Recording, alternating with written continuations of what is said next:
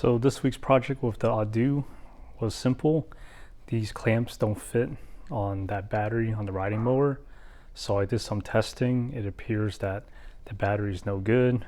If I charged it with this unit right here to 12 volts, 12.5, the next day is down to 9. So I'm not sure why that thing is not holding a charge, but from what I read, they don't last that long to begin with. So I'm gonna show you guys what I did with the battery to get around these clamps not fitting that easily.